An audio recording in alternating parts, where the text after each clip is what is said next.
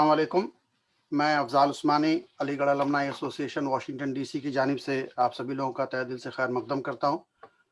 Programme का बाकायदगी से आगाज़ करने के लिए सुफियान साहब को होना था, लेकिन वो सफ़र में है इसलिए है नहीं। तो मैं तिलावत कलाम पाक से इस प्रोग्राम का आगाज़ करता हूँ। औज़ु बिल्लाहि मिनश शैतानिर रजीम, बिस्मिल्लाहिर रहमानिर रहीम। वल अस्र इन्नल इंसाना लफ़ी खुस्र इल्लल लज़ीना आमनू व अमिलुस सालिहाति व तवासौ बिल हक़्क़ि व तवासौ बिस सब्र। सदक़ल्लाहुल अज़ीम।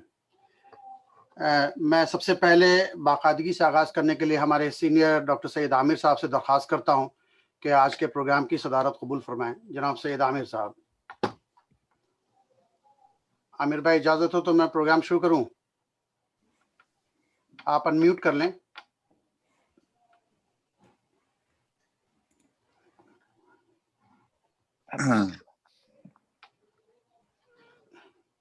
नहीं, पहले म्यूट था तुम्हारा। नहीं, अनम्यूट है, अनम्यूट हुआ है। जी आमिर भाई थे तो आमिर भाई मैं प्रोग्राम शुरू करूँ? मैं नहीं, म्यूट हो गया, म्यूट हो गया। आमिर भाई जस्ट जॉइन।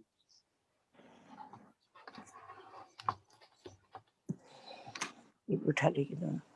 बहुत बहुत शुक्रिया आमिर भाई। मैं अफ़ज़ाल उस्मानी एक बार फिर Aligarh alumni association Washington DC की तरफ से आप सभी लोगों का तहे दिल से खैर मकदम करता हूँ।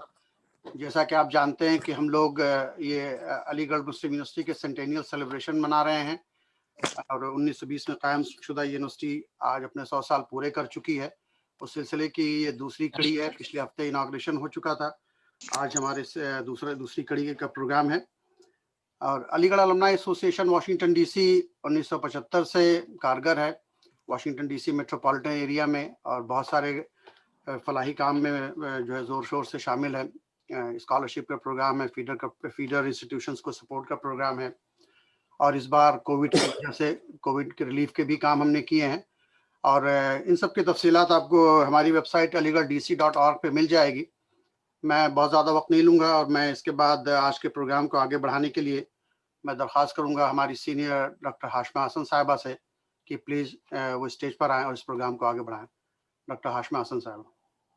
Assalamu alaikum, good morning and namaskar. It is a pleasure for me today to introduce our distinguished guest, Dr. Shahid Jamil, an internationally acclaimed virologist. Dr. Jamil is the director of Trivedi School of Biosciences at the prestigious Ashoka University in Haryana, India.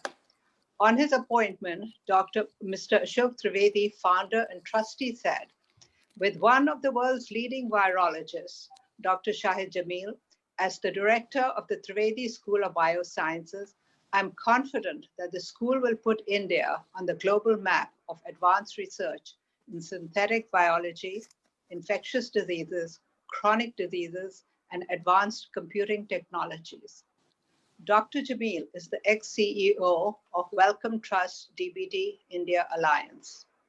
Known for his research in hepatitis E virus, he is an elected fellow of all the three major Indian science academies, namely National Academy of Science India, Indian Academy of Sciences, and Indian National Science Academy.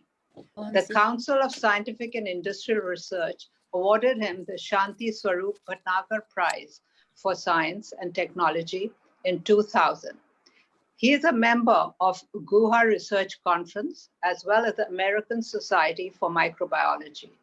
And the award orations delivered by him include the Dr. M.R. Das Memorial Lecture of the Indian National Science Academy. I have known Shahid since he was a young man through his parents, Dr. Abdul Majid Siddiqui and Dr. Jamila Aleen, both of whom were professors at Aligarh Muslim University. I first met him in Baltimore at the home of his sister, Dr. Afshan Hashmi, who is also an AMU alumni, a scion of a distinguished AMU family, whose grandfather, Dr. Abdul Aleem, was a renowned scholar and former Vice Chancellor of AMU. I can think of no one better than Dr. Shahid Jamil to kick off the lecture series of our Centennial celebrations with this talk. Today, Dr. Jamil will give us a flavor of the rich history of science education at AMU over the last 100 years. It was the vibrant science culture of AMU that drew me from Lucknow University to the physics department in 1968 to pursue an MSc degree. In 1969, AMU was one of the first universities in India to get a computer center, and I had to learn computer programming from a book, as none of the faculty members in the physics department had used computers. Those were the kinds of challenges the professors presented to their students to keep them competitive at the international level. I would say that AMU was also a leader in the science education of women. Abdullah Women's College prepared girls for higher education in the pure sciences, engineering, and medicine. The university saw increasing enrollment of women in all these fields. AMU made it possible for women like Talat Ma in 1972 to win the competitive Commonwealth Scholarship to pursue a doctorate in chemistry at Cambridge University, UK, and for me a year later at Oxford University, UK in theoretical physics. I would now like to invite Dr. Shahid Jamil to present the talk, 100 Years of Science at AMU, a personal reflection. Ladies and gentlemen, please welcome Dr. Shahid Jamil. Thank you very much, Ashma, for the very kind introduction. And I would also like to thank the Aligarh Alumni Association of Washington, D.C. for this distinct honor. I hope I'm able to do justice in the next 40 minutes or so. My disclaimer to this talk is that these are my personal reflections. I have tried to be as historically correct as possible, going to the sources. But at the end of the day, these may be my biases. With that, let me share my screen and start my presentation.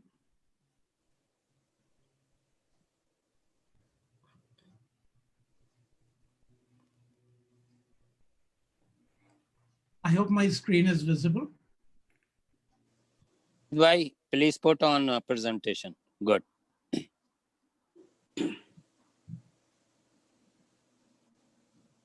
I think somebody else is coming in the way.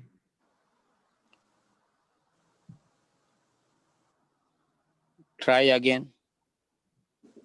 Some other participant is sharing their screen.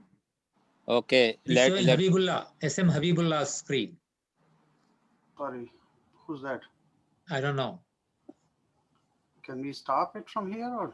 Can you give me the host rights so that I can share my screen? Yeah, you had a co-host because I could see your screen. You're fine. I stopped it. Go ahead. Go ahead. Shahid bhai, try again.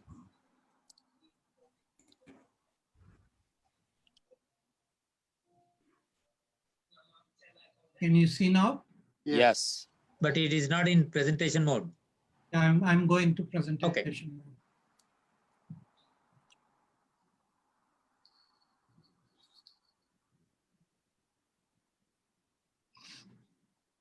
Is it in Yes, presentation perfect. mode? Perfect. Yeah, good, Perfect. good to go.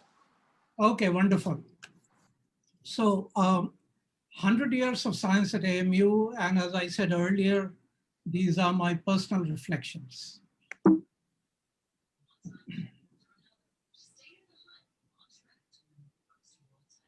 If you look at the faculties at AMU, AMU has 13 faculties at this time. And if I see how many of these faculties do science teaching and research, there are 6 faculties that directly do science teaching and research. Those are the faculties of agriculture sciences, medicine, life sciences, engineering and technology, and Unani medicine. AMU therefore presents the ideal opportunity for different kinds of people different kinds of scientists to come and work together.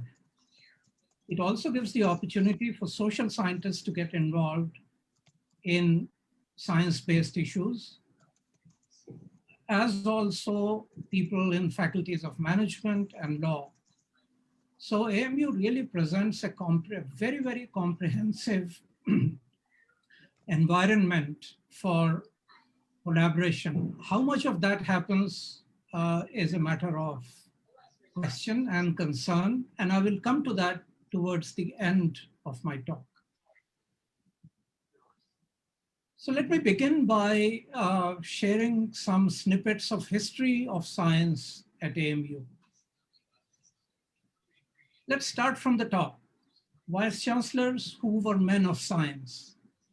And the person who really attracts the most attention is Sir Ziauddin Ahmad, who was VC for 3 terms between 1934 to 1946. Ziauddin Ahmad was a mathematician. He was a logician, philosopher, educationist, and a parliamentarian. He won in 1895, at the undergraduate level, he won the Strachey Medal at AMU. And then in 1904, he won the Sir Isaac Newton Scholarship at Cambridge. He was the first Indian to have done so. He became a fellow of the Royal Astronomical Society and the Royal Mathematical Society. Sir Shah Suleiman was VC from 1938 to 41. He was an amazing person who had cleared the Cambridge Mathematical Tripos in 1909, and the next year he cleared the law tripos. He practiced law and he became the Chief Justice of the Allahabad High Court, but he also practiced theoretical physics and mathematics, and I will show you in a minute. The next one came many, many years later in the form of Professor Muhammad Naseem Farooqi, who was an electrical engineer from IIT Kanpur. Naseem Saab started computer engineering and the Center for Telematics and Research at AMU. And the next person who came from the world of science was Professor P.K. Abdulaziz. From 2007 to 2012, he was an ecologist and marine biologist, professor at the University of Kerala and VC of the Cochin University of Science and Technology before he arrived at Aligarh. During his time, the academic rankings of AMU improved considerably, and he was responsible for starting AMU centers in Mallapuram, Murshidabad, and Kishanganj. Now back to Sir Shah Suleiman. When Sir Shah Suleiman died in 1941, his obituary in Nature was written by no other than C.V. Raman, who had won the Nobel Prize in 1930. So C.V. Raman was already a Nobel laureate, and he writes the obituary for Shah Suleiman. In the obituary, he says that Sir Shah Suleiman's published papers indicated a marked reluctance to accept the ideas of new physics. And this new physics was really quantum physics, which was being brought forward by people like Einstein. So Sir Shah Suleiman was still doing classical physics and never really accepted this idea of quantum physics. But nevertheless, in his own way, a giant in the field. Let me start with departments, mathematics. Teaching of mathematics started when MAO College started.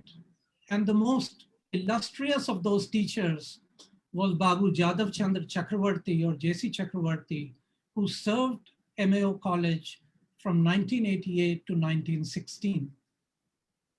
In 1910, 3 professors were appointed in mathematics. Chakravarti was one, his student Ziauddin Ahmad was another, and M.A. Aziz was the third one, and 1 lecturer was appointed at that time.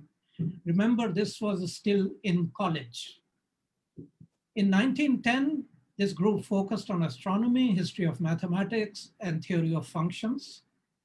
In 1920, when MAO College became AMU, the Department of Mathematics was established, and really a glorious period was in the early 1930s when André Weil was brought to AMU by Sir Ross Massoud.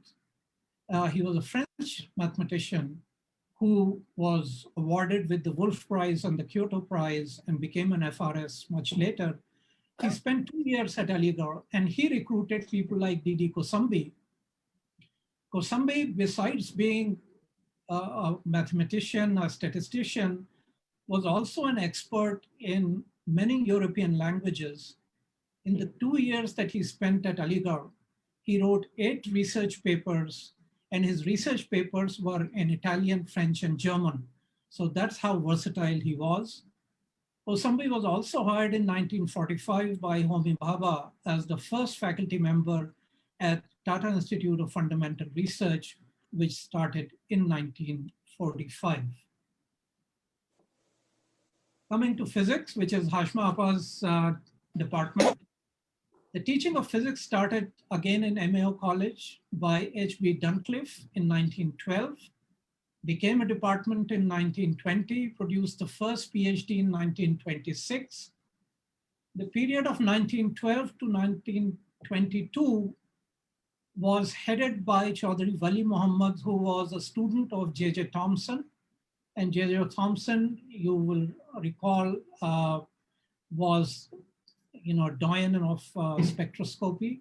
And Chaudhry Wali Muhammad started a spectroscopy group, which also included people like Rudolf Samuel, who was recommended to come to AMU by none other than Einstein, by a brilliant man named R.K. Asundi, who was as versatile in physics as he was in Indian philosophy and the Kannada language. They were joined by other people, Venkateswarlu, Dasari. Professor Dasari died recently. He was a PhD student of Asundi in 1960. Then from Aligarh, he went to start the physics department at IIT Kanpur, moved to MIT, where he headed the spectroscopy lab. I.H. Asmani joined and R.M. Chaudhary joined after PhD with people like Niels Bohr and Rutherford.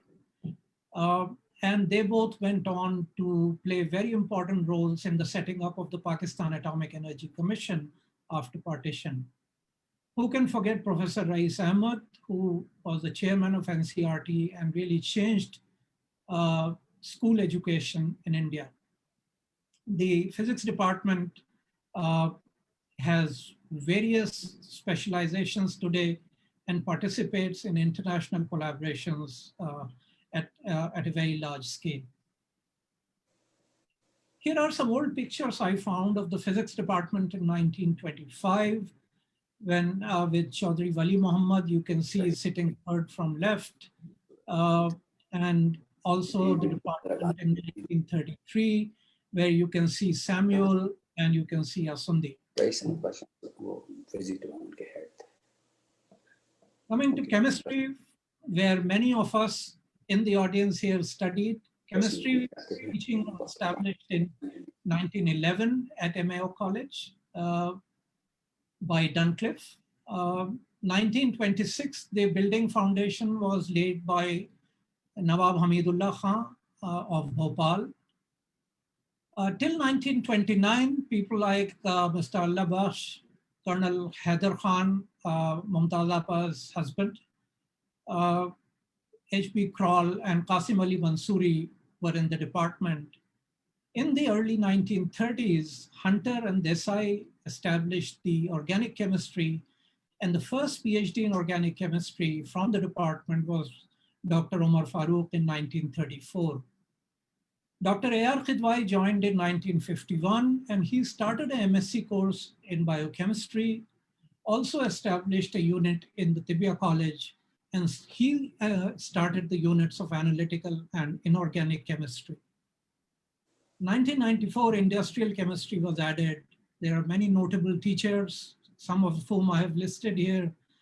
And the chemistry department boasts one of the biggest seminar libraries of any department in in the university. Here is a list of some of the papers that people from the department published, and you can see that they published papers in some of the best journals in the early part of in the first half of the 20th century, places like Nature, JACS, Journal of Organic Chemistry, and so on. Botany is also one of the older departments on campus, established in 1923 with Professor Hadi Hassan as the first chairman. Postgraduate teaching started in 1930. The building was funded by the Nizam of Hyderabad, and research started in 1932 under the direction of Dr. Rafiq Ahmad Khan. There were many other notable teachers in the department, some of whom I have listed here. Many illustrious alumni, including Ubaid Siddiqui, Asad Ahmad, Pushpa Gandham, Aslam Parvez, Rajiv Varshni, and so on. And again, botany has many other different divisions today. Zoology was established in MAO College in 1906. 1922, it was established as a separate department with Chairman Muhammad Sharif. Thereafter came Inayat Ali Khan and Muhammad Babar Mirza, who was chairman for 31 years of zoology. During this time, M.A.H. Qadri was sent to do PhD in Cambridge in entomology, and M.A. Basir in parasitology from McGill. Again, some very illustrious teachers. I will not say everyone's name, and also some very illustrious alumni have come from this department. Again, this department has many specializations. Geology was established in 1946, undergraduate teaching, and 51 postgraduate teaching. P.N. Ganju, who headed the department from 1950 to 62, started coal petrology, and it was the first lab of on-coal petrology in India. This department has been led by doyens of Indian geology, some of whose names are here. The department even today is the headquarters of the Indian Association of Sedimentologists. And again, some very illustrious alumni and a lot of thrust areas. And just to lighten the mood, I have put something that many of us may have seen on the walls of geology department. One is this, and the other is that old Muhammad Rafi song, Patthar se dil lagaya or Dil pe chot khai. Biochemistry in AMU started as a MSc special paper in the 1950s. And in 1963, when my father, Dr. Abdul Majid Siddiqui, came back after his PhD from University of California, he initiated MSc, MPhil, and PhD in biochemistry. In 1986, there was a separate department of biochemistry given by UGC and a new faculty of life sciences, and Professor Siddiqui became the first chairman and the first dean of life sciences. Again, many notable teachers and many research areas that the department covers today. And some of you may find a younger yourself in this picture that I have from the 1970s. I can see Fazal Bhai here, and I can see Zafir Bhai and a few others. Biotechnology was established in 1985 through an ordinance. Professor Abdul Salam laid the foundation in 1986. In 87, there was a semi-autonomous unit for interdisciplinary teaching, which is today called the Interdisciplinary Biotechnology Unit. In 1990, it started an MSc program with support from DBT. And Professor Salahuddin was really the founder of this unit, this center. And there are many other notable teachers who are part of this department, and they cover many important research areas. Wildlife sciences started as a department in 1986 with Professor Abbas Musafi as the chairman of the department. Dr. Salim Ali, the famous ornithologist, played a pivotal role in the establishment of this department. And this became the first and only postgraduate department in the Indian university system that covered wildlife conservation and management. And again, many notable people such as Asad Rahmani, who became the head of the Bombay Natural History Society, Jamal Khan, Oruz, and others. And they also cover many research areas in wildlife sciences. Computer sciences, as Hashma Appa said earlier, was started in 1971 when the first computer arrived. It was an IBM 1130 computing system, which IBM made in 1969 and AMU got 1965, and AMU got this in 1971. It was a 16-bit machine with a 1 MB drive. In 1980, AMU acquired another computer which had a 2 to 64 MB. I cannot say exactly how much storage was there, but the point is that this computer, which occupied the whole building, had less computing power than your cell phone has today. In 83, 84, MCA and postgraduate DCA courses were started, and 1988 was the Department of Computer Science was established. The Computer Center was headed by Dr. Aslam Qadir for many years.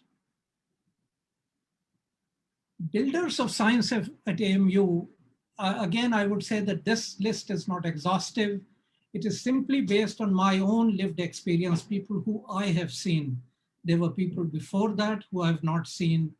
There are people after that who I have not experienced at AMU. So it's my personal list. My father is one of those people who established the Department of Biochemistry and the Faculty of Life Sciences. He came back to Aligarh in 1962 after finishing his PhD in University of California. And he worked on this enzyme called HMG-CoA reductase and was the first to show that HMG inhibits this enzyme and therefore inhibits the conversion of HMG-CoA into mevalonate, which is an intermediate in the biosynthesis of cholesterol. And this was really the basis for statins that many of us consume today. His work led him to get a US patent in 1971 while researching at AMU. And this was a US patent. The second person I will say is Professor Ahmad Salahuddin, who established the Interdisciplinary Biotechnology Unit. Salahuddin Sahab came back to AMU in 1968 after finishing his PhD at Duke University. And he was a biophysical chemist who worked on the folding and unfolding of proteins and published some really seminal papers from Aligarh. In the 1970s, he was publishing in the top biochemistry journals such as Biochemistry, JBC, BBA, Biochemical Journal, and so on.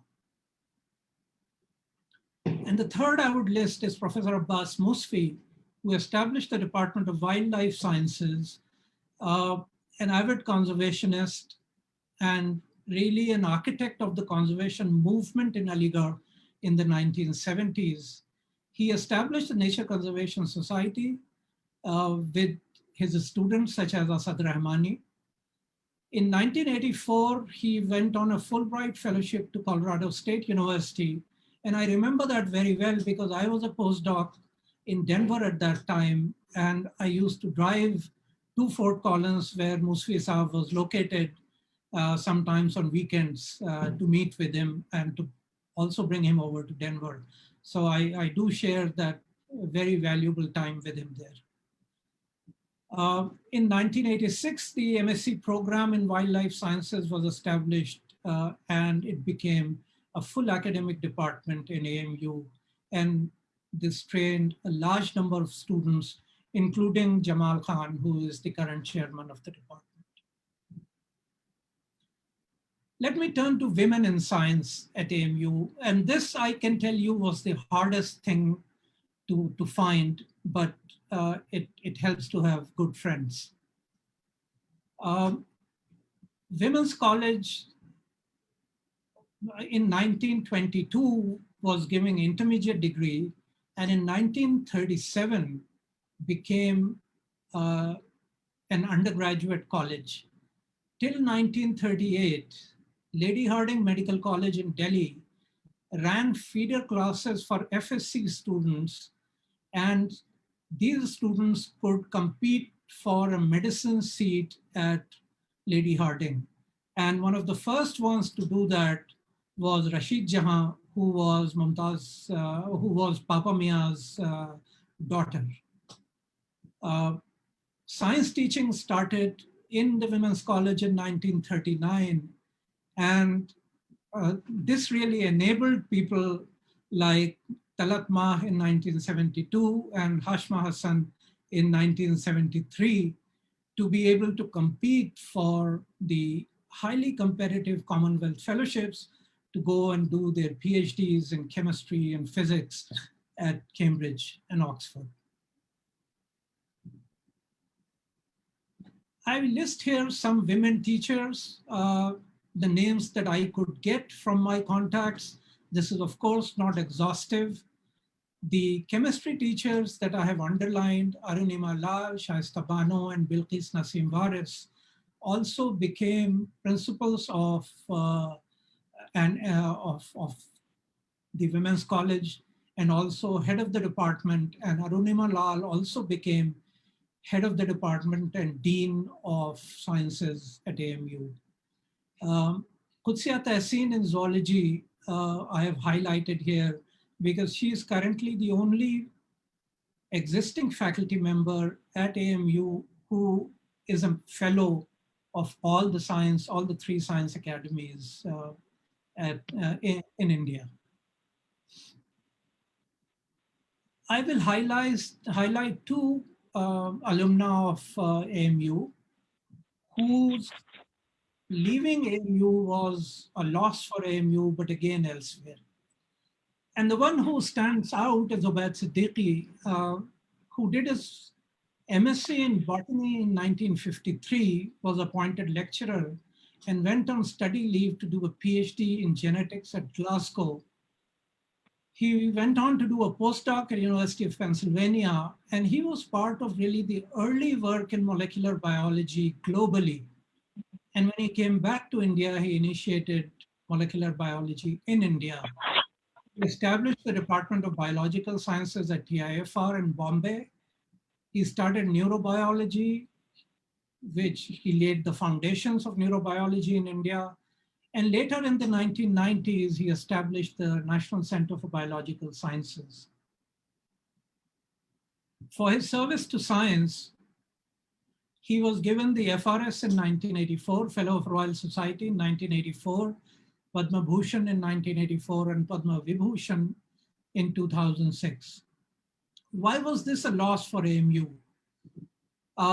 When his study leave was over, he wanted to extend it and do more research before coming back to AMU, but his leave was denied by AMU and he was asked to resign. At that time, Bhabha was looking for somebody to start biology in his Mathematics and Physics Institute in Bombay. Ubaid was recommended by Leo Slizard, who was a close friend of Bhabha. And this is possibly the only case where somebody was hired without first sending in their CV. And here I show you an excerpt from a book. And this is what Bhabha wrote to Ubaid. I am very interested personally in supporting work in India in molecular biology and genetics, and we shall make an appropriate offer to you either in the TIFR or in the Atomic Energy Establishment, which is now BARC, after we have seen your CV. So based on simply a recommendation by Leo Slizard, he was hired. And as you can see from these pictures, he really broke ice with some of the leading people in molecular biology, like Francis Crick, Jim Watson, John Tooze, and others. The second is Syed Zahur Qasim, who did his BSc in 1949 and MSc in zoology in 51 from AMU. He became a lecturer there, went on study leave to do a PhD and DSc from University College in North Wales. He came back and taught at AMU. In 1971, he became director of the Marine Fisheries Research Institute, then became director of the National Institute of Oceanography in Goa. He guided India's Antarctica missions, Vice Chancellor of Jamia Millia, Member Planning Commission, again, as an excellent marine biologist, again, somebody who was lost to Aligarh, but was again elsewhere. Let me, towards the end, cover some alumni who have been awarded the highest science prize in the country, and that's the Shanti Sarup Bhatnagar Award. The first Bhatnagar awardee among colleagues was Ubaid Siddiqui in 1975 for biological sciences. Then in 1978, Hassan Nasim Siddiqui, who was a geologist in earth sciences. And again in 83, another geologist, Syed Mahmood Naqvi, in earth sciences. From 1983, after 17 years, I was lucky to be awarded this prize in 2000 in medical sciences. And then there was a drought of another 15 years, after which Rajiv Varshni, an excellent plant biologist who works in Hyderabad, got the prize in biological sciences. And this year, Bushra Atiq, who did her PhD in zoology at AMU and is now at IIT Kanpur, won the prize. I'm not going to elaborate on this, but I'll just put a question. Science at AMU did so well in the first half of the 20th century, and even up to the 1970s. What happened after that? This is a question for all of us to ponder. This is a question that we have to think about and reflect.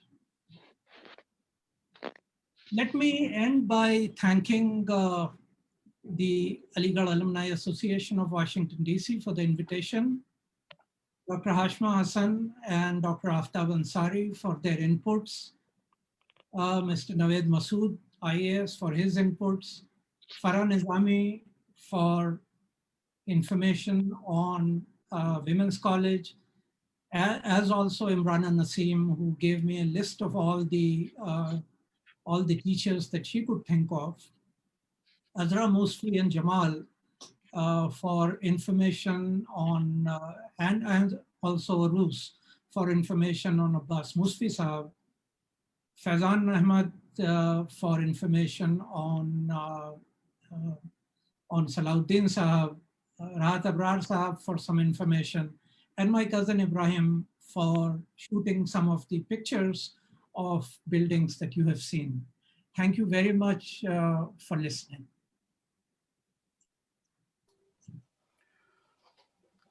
Thank you, Shahid Bhai. Amazing. Thank you very much, Shahid Bhai, for a wonderful talk, and you have beautifully covered the almost 100-year journey of science at AMU. And of course, we all have been enriched by your information. And inshallah, this video will be available on the Facebook, and we'll put on the YouTube also to propagate among the fraternity and other like-minded people so that they can benefit from it. And now I will request President of this session, Sayyid Amir Saab, to please give his presidential remark. Before that, I will just remind everybody that we have another session of this program. In the second session, we will talk about Aligarh ki kahani, tasveeron ki zubani. And even though Shahid Bhai covered a lot of that, so I will take less time. And then there's another program by Dr. Hina Nazli from Chicago. Ye Khat Mein Paigam Kiska Hai? So I will request everyone to please stay online. So now I will request Sayyid Amir Saab to please give his presidential remark for this session. Sayyid Amir Saab. Thank you very much. First of all, I have to say I was so impressed with Shahid Jamil's talk, very comprehensive, based on a lot of research. And I would like to recommend to him to please put it together either in the form of a printed paper or a book, because this kind of research has lasting need and benefit, and otherwise it will be lost. I was thinking about what's the place of presidential remarks in a centenary, Aligarh centenary, and I have the benefit of I go a long way back to Aligarh, probably one of the only benefits. The other thing I learned during my long association of 8 years with Aligarh is that when your colleagues or friends ask you to do something, you only ask, how soon? So I'm here. One impressive thing I learned from the just talk is how much Aligarh and his students and his faculty has achieved in research. I used to be a student in chemistry department, what will be called the Middle Ages now, in the late 50s. And it was a very different situation. Dr. Umar Farooq was our chairperson, and we were all scared of him. When later on, I went to Pakistan and joined PCSR there, a student in England and a teacher in Harvard, I realized how much the behavior of the students and teachers is different than what I was used to in the late 50s at Aligarh. We were all scared of it, and especially Dr. Umar Farooq. And he was a guy who was head of department, and in the final year of the MSc, it was used to be a research project. And if he liked you, he took you, and he took 2 students, and my fortune or misfortune that he selected one of me, and those 2 of us, one working in his lab, and we never signed, probably once or twice the whole year. And as far as the guidance was concerned, it was very difficult to get anything out of him. He used to take some seminars and never use a board or slides. Of course, technology has not advanced. So when he wanted to express any organic chemistry formulas, he used to write them in the air like that, and you couldn't understand what it was. But there was a range of talent in the chemistry department, and we had Professor Kidwai, who had come a few years ago from as biochemistry. He was a reader there at the moment from the USA, and Dr. Malik. They was outstanding teachers, and especially Dr. Kidwai has started for the first time a research program at Aligarh at the chemistry department, as he had recruited 1 or 2 students who was working with him. And Dr. Naseem, unfortunately, died some years ago, who was his first student in biochemistry. And Dr. Majid Siddiqui also, I remember, he was doing some research. I am not sure what was the topic of us. There was not very much interaction between the faculty or researchers and the students like me. We used to see him occasionally coming in to see his fiance, who was also working in the lab. But there was other teachers at the time, chemistry department, who had prepared some kind of notes some time ago, 10, 15 years, never revised them. And they came and they read it, and we were supposed to make the notes out of that. It was hard to make any notes because unless you are shorthand expertise.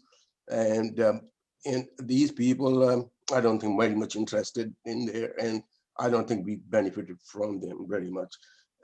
One very bright young faculty member, Dr. Wasiur Rahman, who taught me, and later on he became the vice chancellor of the university. He was really earnest in research, and he was working late in the evenings, and occasionally I applied to him for some help in my project because Dr. Umar Farooq and we were always, as I said, scared of him. I never approached him.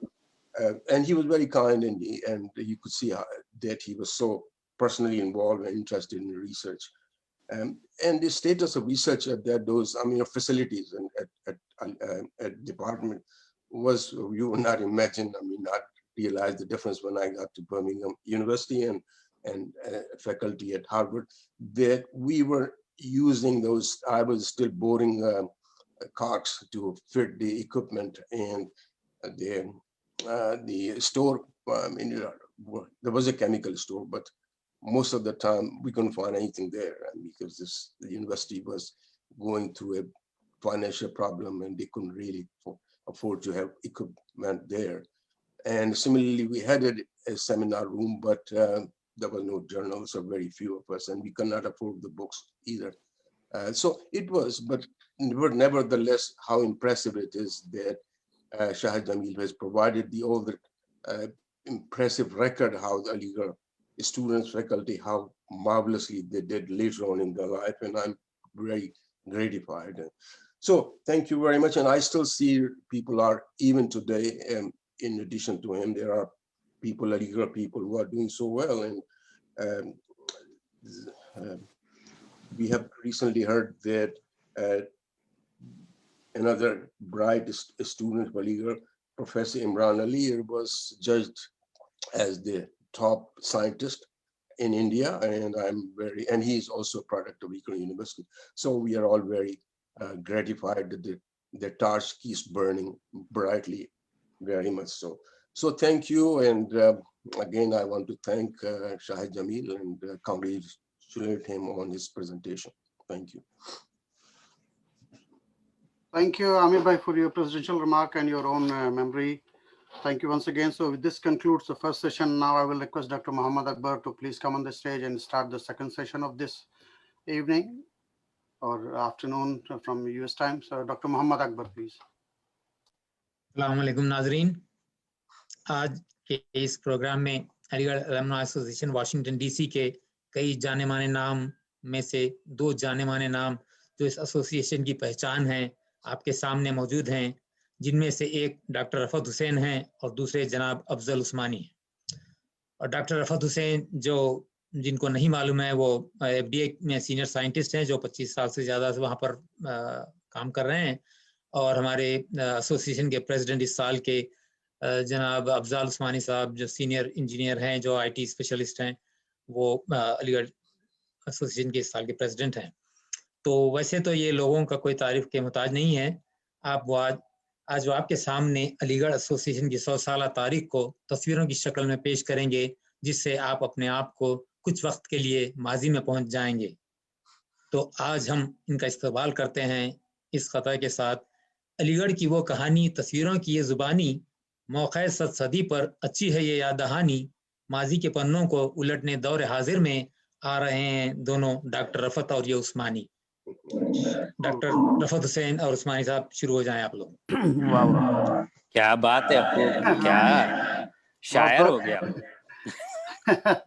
बहुत बहुत शुक्रिया अकबर भाई। So let me begin the slideshow here. So I think give me a few minutes. Okay, 5.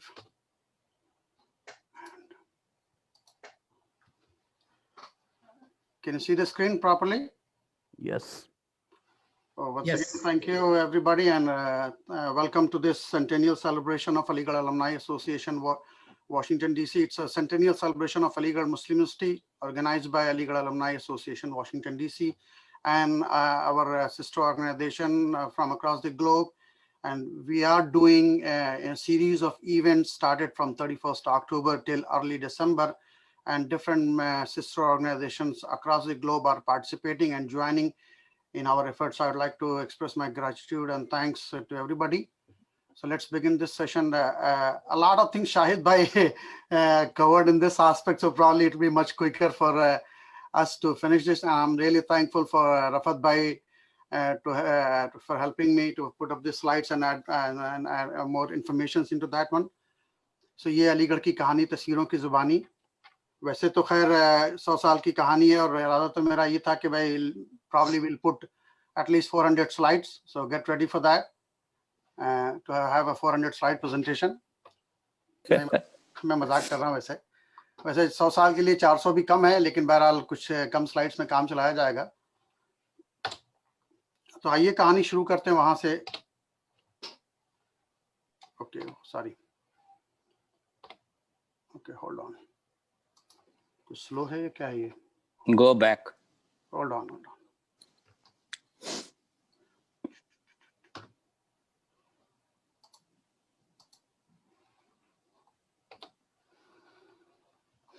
Yeah, you can see basically this is the picture of the foundation of MAO College in 1877.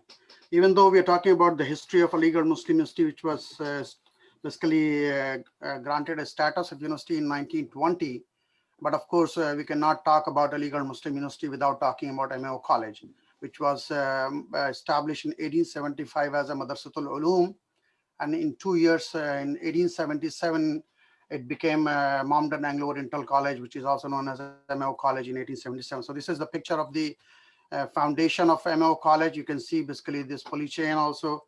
And in the next picture, you can see even Sir Sayyid is visible in this picture. This is a pulley chain. And recently this was a lot in news because of the time capsule. So hopefully most of you have seen this one. یہ سر سید احمد خان کی وہ تقریر ہے جو انہوں نے 18 جنوری 1877 کو اس سنگ بنیاد کے موقع پر کہی تھی کہ آج ہم جو بیج بو رہے ہیں وہ ایک دن تناور درخت ہو جائے گا. ہمارے ملک کے بڑھ کے درخت کی طرح اس کی شاخیں زمین میں جڑ پکڑ لیں گی اور پھر ان سے نئی اور مضبوط شاخیں پیدا ہوں گی. یہ کالج ایک یونیورسٹی کی شکل میں پروان چڑھے گا جس کے طالب علم ملک کے طول و عرض میں پھیل جائیں گے اور آزادانہ تحقیق، وسیع القلبی، رواداری اور سچے اخلاق کی تعلیمات پھیلائیں گے. اور سر سید کا یہ خواب شرمندہ تعبیر بھی ہوا، ہم اس کی بات بھی کریں گے. لیکن آئیے اس سے پہلے تھوڑی سی سر سید کی بات کر لیتے ہیں. جیسا کہ آپ سبھی لوگ جانتے ہیں کہ یہ سر سید ہاؤس کی وہ پرانی سی تصویر ہے جہاں پر سر سید احمد خان 1876 سے 1898 تک رہے. اور یہ فی الحال this is the current picture of Sir Syed House, which was of course taken over by government of India after the independence, because the descendants of the Sir Syed Ahmad Khan, they moved to Pakistan, so it became enemy evacuee property. But later on in 1974, Professor Khaliq Ahmad Nizami Sahab Sefford, and at that time the governor of Uttar Pradesh, Akbar Ali Khan Sahab's help, the university was able to repurchase the same house, and then they established Sir Syed Academy into that one in 1975. جیسا کہ we all know اکبر کے نورتن بہت مشہور تھے، اسی طرح سے ہمارے تاریخ کے ایک بہت معتبر نام مولانا ابوالکلام آزاد صاحب نے اپنے اخبار لسان الصدق میں 1905 میں کہا کہ سر سید احمد خان کے بھی نورتن تھے، اور انہوں نے ان کا تذکرہ کیا. اس میں شبلی نعمانی، محسن الملک، وقار الملک، ڈپٹی نذیر احمد، مولوی سمیع اللہ، الطاف حسین حالی، مولوی ذکاء اللہ، حاجی اسماعیل خان آف دتاولی اور مولوی چراغ علی تھے. ان لوگوں نے ایک سر سید کے ساتھ ایک پوری ٹیم بنائی اور سر سید کے مشن کو بھی آگے بڑھایا. یہ if you go to university now close to Faiz Gate and Bikampur Gate, you will see this last message is engraved there on a stone, and it shows the entire reflects basically Sir Syed's overall efforts and vision, where he clearly mentioned that I lost my eyesight but not my vision. And basically he describes all his efforts and how kind of difficulties he faced at personal level as well as professional level. عام طور سے جیسے ہم لوگ یہ سمجھتے ہیں کہ بھائی جن لوگوں نے بھی بڑا کام کیا ہے، بڑے پرفیکٹ انوائرمنٹ میں کام کیا، ان کو کوئی مشکلات نہیں آئی ہوں گی پرسنل اور پروفیشنل لیول پر. ایسا نہیں ہوتا ہے. عام طور سے آپ ان لوگوں کی زندگیوں کو پڑھیں تو پتہ لگتا ہے کہ کتنی ساری مشکلات کا انہوں نے سامنا کیا.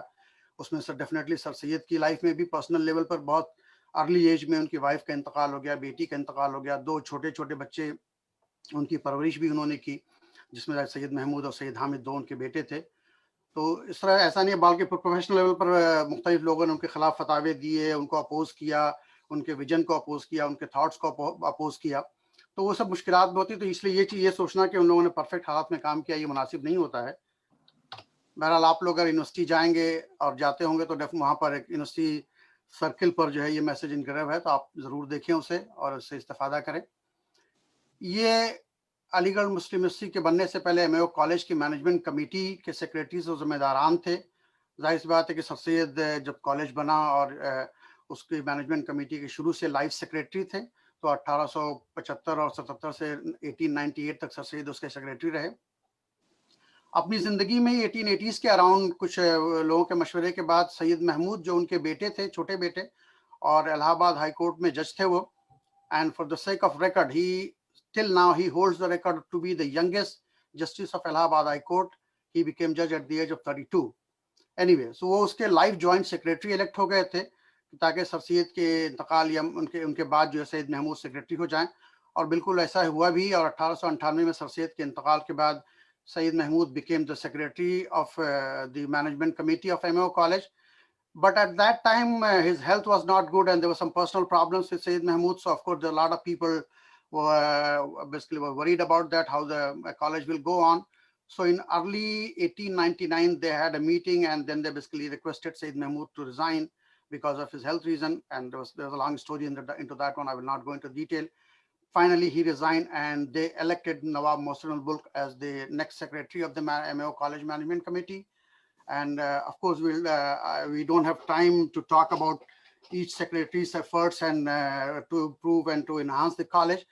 But our plan is to, inshallah, after this program, we'll put a web series on our website and Facebook page to talk about each and every secretary and each and every major contributors to the college and later on to the university. So this is just a brief overview of the entire history. So Nawab Mohsin al-Mulk became the secretary after Sayyid Mahmood, and he served as a secretary of the management committee from 1899 to 1907. Then he died in 1907. And after that, the management committee elected Nawab Bukhar al-Mulk as the next secretary of the committee, and he served as secretary from 1907 to 1912. Then he resigned and he moved to Amroha. He didn't die yet, so he moved to Amroha back, which was his native place. And after that, they elected Nawab Ishaq Khan as a secretary of the management committee. जो लोग अलीगढ़ जाते हैं SS north में जैसे ही inter होते हैं, वहाँ पर एक गेट है जिसका नाम बाबे इसहाक है। ये नवाब इसहाक खान के नाम पर वो गेट है, बाबे इसहाक, और ये 1913 से लेकर 1918 तक कॉलेज के सेक्रेटरी रहे। बाद में ये जहांगीराबाद के नवाब थे और बाद में इन्हीं की प्रॉपर्टीज को अमेरिका की एक ऑर्गेनाइजेशन IMRC ने खरीद कर वहाँ पर जहांगीराबाद इंस्टीट्यूट ऑफ टेक्नोलॉजी कायम किया है। आखिरी ज़माने में around 1918 Sayyid Nawab Ishaq Khan became a little bit sick, so they elected acting secretary Sayyid Muhammad Ali, who belonged to the family of Sir Sayyid. So then he took over, and officially when Nawab Ishaq Khan died in October 1918, they elected Sayyid Muhammad Ali as a secretary of the college management committee. And this is the time when the efforts to transform MAO College into university was at peak. So of course, Muhammad Ali took a leadership of that movement and played a very vital role to convert the MAO College into Muslim university. This is a list of the principals of MAO College. As we all know, Henry, in 1875, when Madrasatul Ulum was established, Henry George E.P. Stidham was appointed as headmaster of the school. And later on, in 1875, it became college. They appointed him as a principal of the college. So he served the college from 1875 to 1884, which is almost like 12 years.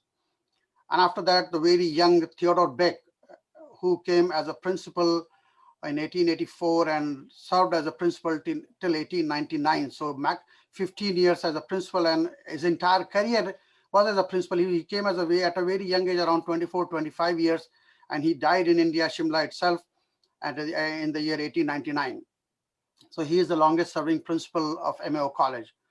After that, after his death, of course, they elected Theodore Morrison as the principal of the college, and he served the principal from 1899 to 1905. And we all know that we have a hostel named after the Theodore Morrison Hostel. And he was also a mentor and guardian of Sayyid Ras Masood, who was a grandson of Sir Sayyid. When Sayyid Mahmood's health was very bad, he took the guardianship of Sir Ras Masood. After his retirement, and he moved back to England, W.A.J. Archbold became the principal of MAO College in 1905, and he served till 1909. And after him, of course, J. Stoll from 1909 to 1919.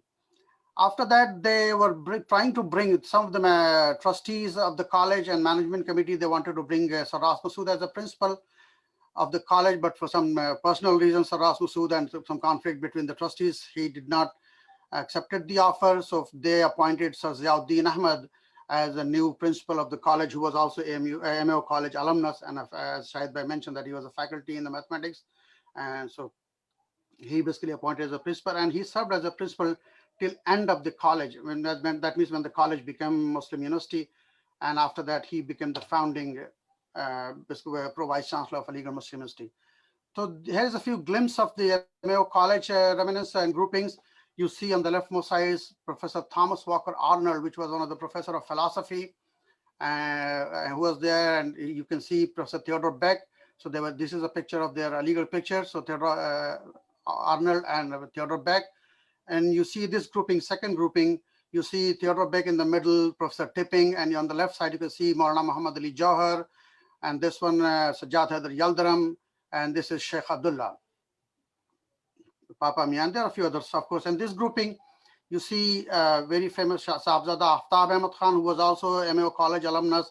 Later on, he became vice chancellor. And in the center, you see Raja Mahmudabad, Nawab Muhammad Ali Sahab, who became the founding vice chancellor, and then Waqarul Mulk. And on the back, you can see Sir Ziauddin. This is a very historical picture of 1904. James Meston visited, and you see a lot of luminaries of Aligarh movement and the Muslim intellectuals of that time. You see Hakim Ajmal Khan, now Muzammilullah Khan, you see Maulana Muhammad Ali Jauhar on the back, Nawab Muhammad Ali, and so many other figures. Of course, Nawab Isa Khan is sitting next to James Meston. This again, few groupings. This is the 1897-98 football team of MAO College. This is the Students' Union of 1918, where you can see Zakir Hussain Sahab. This is another MAO College students in England. You see from left-hand side, Hashim Bilgrami, Zainul Abdin Bilgrami, and so many other peoples. And this is the grouping from England, MAO College students in England. This is one of the Student Union Mushaira, MAO College Mushaira. And you see a very prominent, our own MAO College alumnus, Hasrat Mohani, is also in this picture. Again, this is one of the very historical building of Kachi Barak, which was part of the east of Sayyid Mahmud Court. So let me refresh the audience. At that time, there was two court.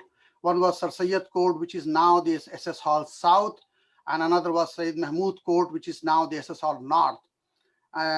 Unfortunately, there's a hostel. Fortunately, there's a hostel name in Sir Sayyid Hall North, Sayyid Mahmud Hostel, but somehow they always use the abbreviation SM East, SM West. So a lot of people doesn't know that that is named after Sayyid Mahmud.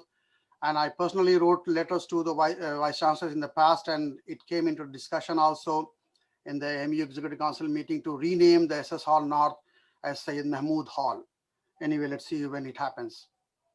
So this is the new Kachi Barak. Basically, now it's no more Kachi Barak, but this is the actual Kachi Barak, which was later on converted into the concrete building. This is my hostel. Oh, that's good. So this is the Mumtaz House, which was built in 1903. And now let's begin the journey of MAO College to Aligarh Muslim University. I will not talk much in detail. I have just referred a few books, which is the Muslim Educational Conference papers, Urdu in English, and there's a book on All India Muslim Educational Conference, 100 years, that talks about the entire struggle of Muslim University. And in brief, if you want to read, there's a paper by Professor Gail Minault and Professor David Lelyveld, the campaign for a Muslim University 1898 to 1920. It's available on internet. So I will recommend the listener, please read this one. This describes the struggle for Aligarh Muslim University from MAO College. And very recently, Gail Minault, who is a professor in University of Texas, Austin, was honored with the Associate Lifetime Achievement Award in 2020. David Lelyveld Sahab is an living expert on Sir Syed. His book, Aligarh, the First Generation, is a very remarkable book to read about the history of Aligarh Muslim University at the first generation. So here is the birth of Aligarh Muslim University, which is officially the 1st December. If you look at the brief history, on 24th May 1875, Madrasatul Ulum was founded. 1877, it became college. 27th August 1920, Muslim University Bill was presented. 9th September 1920, Aligarh Muslim University Bill was passed. Then 14th September 1920, assent of Governor General was given to that bill. On 1st December, Gazette notification was issued and AMU was established. And 17th December 1920, AMU was inaugurated. So here is the copy of the basically the plaque of the bill. The bill of the Muslim University was introduced in the Indian Legislative Council on August 27, 1920. So this goes whole, and officially 1st December is the day of the date of birth of Aligarh Muslim University. This is a new team of Aligarh Muslim University, you see, and we have the privilege and honor to have a lady, which is not very common in India, at least for now. Many of the universities, we have not seen much of women. Yeah, we have, but like this is 1920. So Begum Sultan Jahan was appointed as the first and founding chancellor of a newly established Aligarh Muslim University. She was the ruler of Bhopal at that time, and of course she played a very vital role in promoting educational cause and at the same time women's education cause also. Sir Sultan Shah Aga Khan, the Imam of Ismailia Muslims, became the pro-chancellor, and to this learned audience I would like to tell that please, I will request everyone to mute, please. Alia Appa, please, thank you. So Sir Sultan Shah Aga Khan was one of the leading figure to convert the MAO College into Muslim University, and he was the chairman of the fundraising committee to establish an endowment fund to run the Muslim University. So he became the pro-chancellor of Aligarh, founding pro-chancellor of Aligarh Muslim University. And Raja of Mahmudabad, His Highness Muhammad Ali Khan, who's also popularly known as Raja of Mahmudabad, became the founding vice-chancellor of Aligarh Muslim University. And by the way, for this audience, we'll talk about a little bit more about him. And Sir Zauddin, who was the last principal of MAO College, became the founding pro-vice-chancellor of Aligarh Muslim University. This is the time 1920, so I just wanted to bring this thing also, that this was a very tough time, and there was a very famous movement, non-cooperation and Khilafat movement was going on in India. And there was on 10th October, Mahatma Gandhi visited MAO College at that time, along with Ali brothers, Maulana Shaukat Ali and Maulana Muhammad Ali Jauhar, with Swami Satyadev. And that's where the very famous Students Union Club gave him reception, and he addressed the audience. And on 23rd, between 23rd and 29th October of 1920, national leaders like Maulana Azad, Hakim Ajmal Khan, Maulana Mahmudul Hasan, Sheikhul Hind, Maulana Abdul Majid Daryabadi, Dr. Mukhtar Ansari visited Aligarh and addressed gatherings of students, teachers who supported non-cooperation movement. And one of their demand was that the MAO College Management Committee should not accept the offer of British government to basically make MAO College as a university, which was denied by the MAO College Management Committee and the trustees.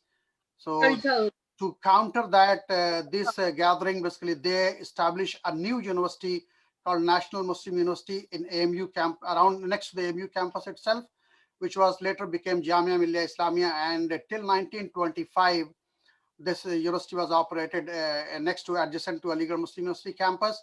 And later on in 1925, they moved to Karol Bagh, Delhi, and later on now New Jamia Nagar later on. So that was a very tough time also. So definitely. So this is the list of the vice chancellors. Of course, the plan was to talk about every vice chancellor and their achievements and their things, but of course we do not have time. So we'll just focus on a few of them. And as I said, in our web series, we'll talk about every vice chancellor and their achievements and what they did for the Muslim University. So I will just start with the founding vice chancellor, Raja of Mahmudabad. He was a Raja of Mahmudabad, which is next to Lucknow. And I'd like to tell the audience that the Lucknow University, which he is the founder of Lucknow University also. And at that time, he was a Home Minister of UP State also. So, and this is the time when Vice Chancellorship was a kind of honorary job, and the Vice Chancellor does not used to live in Aligarh. So they used to come occasionally just as a superficial role kind of thing. But still they were the leader. Officially, they were the head of the institution. But most of the day-to-day affairs was operated by the pro-Vice Chancellor. So, and as I said, this was a very tough time because of the non-cooperation movement. So enrollment fall among the students from UP and Bihar who preferred institutions like the University of Allahabad, Lucknow College, and St. John College, Agra, and Patna College, etc. But still, Raja Mahmudabad basically added a few notable additions to the staff of the university. Dr. D.N. Malik, professor of Presidency College, Calcutta, joined MU as a professor of physics. Then very famous professor, Mr. Muhammad Habib, who's the father of Professor Irfan Habib, who did his honors from Oxford, also joined as a professor in the history. Then Mr. N.K. Mukherjee was appointed principal of the training college. Raja Sahib's generous donation of 1 lakh rupees made possible to purchase a 193 bigha of land for the expansion of the university. So he completed the clock tower, which is part of the Victoria Gate. You see the picture here. So he basically Osmania Hostel, a school staff quarters, enclosure of the wall around the Minto Circle, completion of the half western wing of the Osmania Hostel, and intermediate college lecture room. So he was able to do some things at least. Sorry. So the next vice chancellor was Sahibzada Aftab Ahmad Khan, and he was, of course, one of the very famous name here. We have the Aftab Hostel named after him, and now one of the entire hall is named after him, Aftab Hall. He was one of the earlier student of the school as well as the MAO college, and he was hailing from the Zamindar family of Kunjpura in Karnal district of Punjab. He chose to settle down in Aligarh as a legal practitioner after completing his education from Cambridge, being called to the bar in order to devote himself to the community cause through participation in the affairs of the college and Muslim Educational Conference. He was also basically very actively involved in the educational conference. So when you read the history of educational conference, you find a lot of Aftab Ahmad Khan's role. And at the same time, he was also the founder of Duty Society, which is now still recently, it was headed by Professor Abul Hassan Siddiqui Saab. Now I don't know who is heading that, but he is one of the founder of the Duty Society. Among the major things what he did was the celebration of the golden jubilee of the institution, because Madrasatul Ulum was established in 1875 and he was a vice chancellor in 1925. So 50 years was completed. So they celebrated a golden jubilee and conceived. And one of the very important thing which I would like to emphasize here, that he was the one who conceived the idea of the Science College project, which was completed later on in 1930s by Sir Ras Masood. So see some of the notable buildings completed during his time. One is the Beck Manzil, named after Theodore Beck. The Arnold House, which is now currently the Proctor office of Aligarh Muslim University. This was the Arnold House. Professor Arnold used to live there. Then Nizam Museum, which is named after Nizam of Hyderabad. Then one of the very, very important institution of Aligarh Muslim University, which is very rare, which was very rare at that time, Ahmadi School for Visually Challenged. So this was the work of Sahibzada Aftab Ahmad Khan to establish the Ahmadi School for visually challenged people. This grouping was already shown by Shahid Bhai. So you see basically Sahibzada Aftab Ahmad Khan, and this is the Department of Physics in 1925. Coming back after him, Muzammilullah Khan Sahib became vice chancellor, but as I said, we'll talk about him later on. And then let's talk about a little bit on Sir Ras Masood. He's one of my favorite vice chancellor. And to this learned audience, I'd like to emphasize that he became vice chancellor of Aligarh Muslim University at the age of 39. So which is normally in these days, we don't consider anybody of that age to be mature enough to give him the high responsibility. But he was elected by the court after a very big turmoil in AMU campus. Begum Sultan Jahan actively got involved as a chancellor, and she was the one who made possible that Sir Ras Masood should become the vice chancellor, and he accepted the offer and he became the vice chancellor. As we all know, he's the grandson of Sir Syed Ahmad Khan and only son of Sir Syed's younger son, Syed Mahmud. So before becoming the vice chancellor, he was the head of the education department of entire state of Hyderabad. So from there he came as a vice chancellor. These are the few pictures of Sir Ras Masood. You can see Sir Ras Masood sitting in the lap of Sir Syed Ahmad Khan, and next to his father, Syed Mahmud. This is a grouping of Sir Ras Masood with his friends in England. You can see H.K. Sherwani, E.M. Foster, which is basically who has dedicated his book Passage to India to Sir Ras Masood. This is a very famous picture of Sir Ras Masood with Allama Iqbal and Sayyid Sulaiman Nadvi from the trip of Afghanistan. I would just like to emphasize that when Shah of Afghanistan invited Allama Iqbal for some educational work, to develop some kind of a curriculum or some educational projects in Afghanistan. And then when he requested Iqbal basically also requested two of his Indian friends, Sayyid Sulaiman Nadvi and Ras Masood, to join the team for that particular project. So just you can see basically how important Sir Ras Masood was in the field of education, that even Iqbal, he was a good friend of Sir Ras Masood, and they went to Afghanistan for more than 3 weeks, almost a month-long trip. And of course, they had a high-level discussion with the officials of Afghanistan, try to establish some educational projects and institutions. These are a few pictures of Iqbal and Ras Masood in Aligarh. This is the personal picture of Sir Ras Masood with his wife. And by the way, he was married to the daughter of Sahibzada Aftab Ahmed Khan. Later on, they got divorced and he got married to another lady. These are the few highlights of Sir Ras Masood. He recruited some of the finest, as Shahid Bhai already mentioned, that he recruited some of the finest available talent to academic position to give a flip to the postgraduate teaching and research, particularly in the field of science. Chief among them were R. Samuel, the noted physicist who had fled the pogrom of Jew in Germany and was recommended for the position by Einstein and C.V. Raman, the Nobel laureate. The doyen of molecular spectroscopy, Krishna Asundi, Hunter R.D. Desai, and Salimuzzaman Siddiqui in chemistry, Ibadur Rahman in geography, and Reveal and D.D. Kosambi in the mathematics. There are a few other things also. He obtained grants from the government of Hyderabad and the imperial government and establishment of a science college, and completed the construction and installation of equipments in record time. The first MA program in geography on the Asian continent was introduced in 1929 during his vice chancellorship. Researches carried out by Asundi physics, Siddiqui and Desai in chemistry, and Sharif Khan, Qadri, and M.A. Bashir in zoology at Aligarh were widely regarded as valuable addition to the knowledge then existing. For the first time, Aligarh students started qualifying in the ICS and IP examinations, attesting to the high quality of its undergraduate education.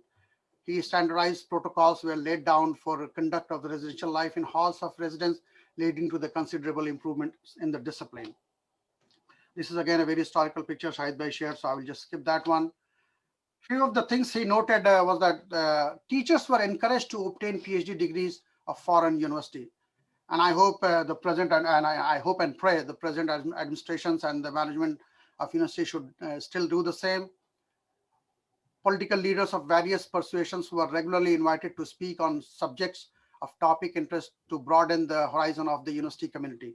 The Vice Chancellor used his personal contacts, managed to put the university on a sound financial footing. He managed to obtain equivalence of Aligarh degree with the degrees of other universities. The unprecedented provision of the AMU Act declaring Aligarh degrees to be at par with other universities had hitherto been a dead letter.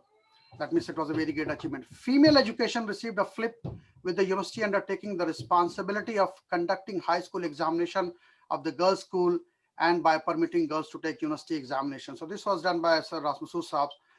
And you can see these are the chemistry department, science building. And there's a very recently a book came out on his life by Syed Hakim Zilur Rahman Saab.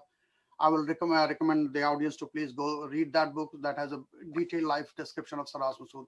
He was president of Anjuman Taraqi Urdu also, and so many other things he did.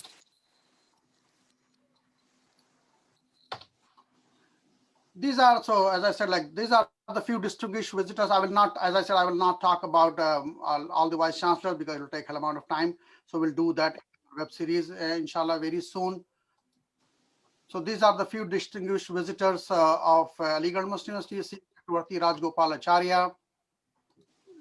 Rajgopal Acharya, who was the Governor General of India, who visited Aligarh during the Zakir Hussain. You can see this, the full bearded person is none other than Dr. Zakir Hussain, who was Vice Chancellor of Aligarh Muslim University at that time. Then, of course, the President, Dr. Radha Krishnan, and the President, Dr. Shankar Dayal Sharma, the President, Fakhruddin Ali Ahmed, President Gyani Zail Singh, and of course, later on, and at the same time, Prime Minister Lal Bahadur Shastri, Prime Minister Pandit Jawaharlal Nehru, and of course, Panditji, we all know that Panditji came to Aligarh Muslim University many, many times, and this is one of the picture where he led the foundation stone of Safi Hostel, which is part of the Mohsinul Mulk MM Hall these days. So he came in 1955. So he was the one who also came for the foundation stone of Maulana Azad Library also. These are few international distinguished visitors. Of course, Jabir al-Sabah, Amir Kuwait, then Shah of Iran, Muhammad Raza Pahlavi in 1955, then Sheikh Zayed of UAE in 1975. You can see Professor Ali Muhammad Khusu Saab, Vice Chancellor also, Nawab Chatai Saab, and you can see at that time, VC Shukla, who was a Minister of State Foreign Affairs as a protocol minister. He also joined Sheikh Zayed. You can see Tinku Abdurrahman, the Vice President of Indonesia. He came to Aligarh. Then Shah of Afghanistan, King Zahir Shah in 1958. And here very famous Basha Khan, which is Khan Abdul Ghaffar Khan, now also known as Frontier Gandhi. came to Aligarh. You can see Professor Khaliq Ahmad Nizami and Nawab Chatari in this group. There are many other people too. Okay, so few more. So of course, Qadi Azam Muhammad Ali Jinnah. You can see Jamal Nasir of Egypt. He came twice one of them is 1955, and this one is 1962. You can also see Sayyidina Saifuddin Tahir, who was the Chancellor of Aligarh Muslims at that time, sitting next to him. Here is Saud ibn Abdul Aziz, the King of Saudi Arabia, came to Aligarh in 1956. You can see Dr. Zakir Hussain also in this picture. And this picture has, like, you can see the entire cabinet of Mir Usman Ali Khan Nizam of Hyderabad, who also served as a Chancellor of Aligarh Muslim University for a decade. And this picture, you can see Mrs. Indira Gandhi and Nawab Chatari, and of course, this is Professor Abdul Alim Saab, who was Vice Chancellor of that time, grandfather of Shahid Jamil Saab. Here is the picture of Princess Amrit Kaur, who was a very renowned figure at that time. She visited Aligarh. And here you can see the picture of Maulana Abul Kalam Azad, who came in Aligarh in 1948-49, a very famous speech by Shah Hassan Atta. Basically, I will not say embarrassed him, but he made a comment that I thought I came here to talk, not to listen. Anyway, so you can see Maulana Abdul Majid Daryabadi, a very renowned Islamic scholar. He was honored as a delete from Aligarh Muslim University, so he also came many times, but this is the picture when he was receiving a delete degree by the Chancellor Nawab Chatari Saab. Pandit Vijay Lakshmi Pandit, who was the President of the General Assembly of United Nations, she also came to Aligarh. And you can see Nawab Ali Yawar Jang Saab as a Vice Chancellor. In this picture, you can see we see Shukla and Satyajit Ray and Vice Chancellor Ali Mohand Khusro Saab, basically as a part of MU Drama Club program. There are a few other groupings.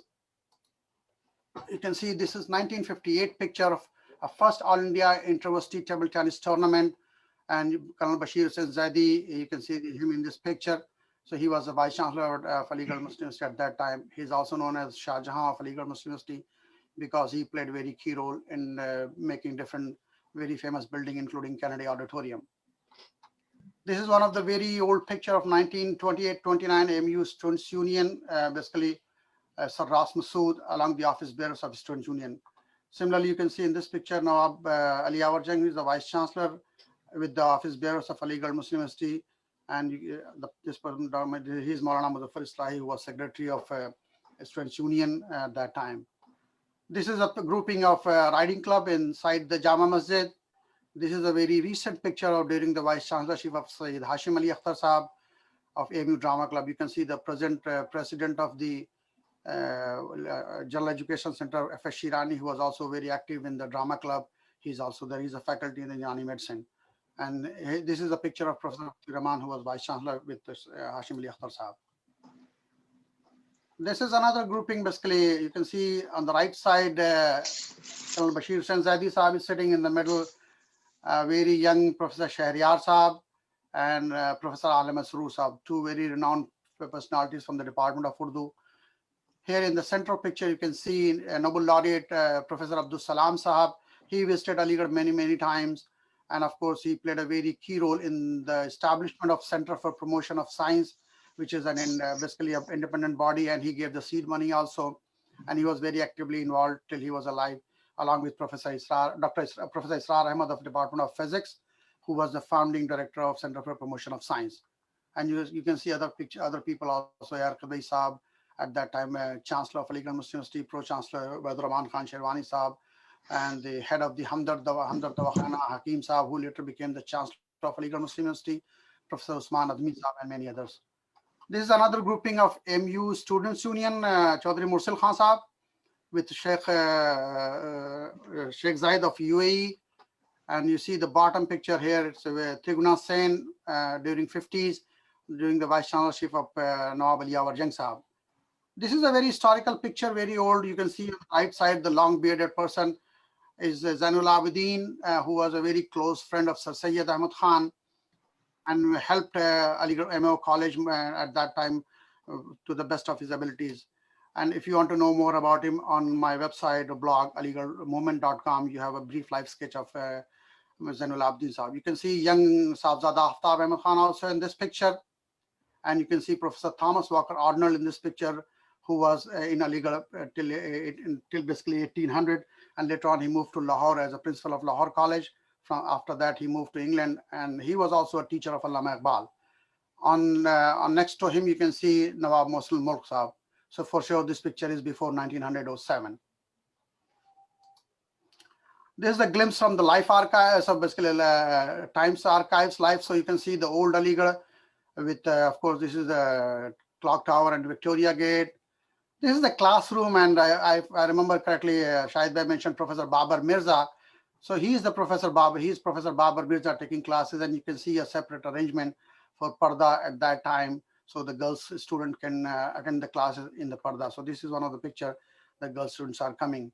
So this picture, this is one of the picture of basically a convocation. You can just behind this one, Uddin Saab, who was Vice Chancellor of Aligarh Muslim University at that time, addressing the audience, Nawab Chatari Saab, and then young Burhanuddin, who was the son of Saifuddin Tahir. Later on, he became the Chancellor of Aligarh Muslim University too.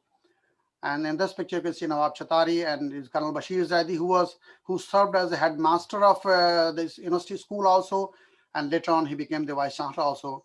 And the person in the center with the glasses is Nawab Saradar Rampur. He was a Nawab of Rampur, and he also served as the Pro-Chancellor and Chancellor of Aligarh Muslim University.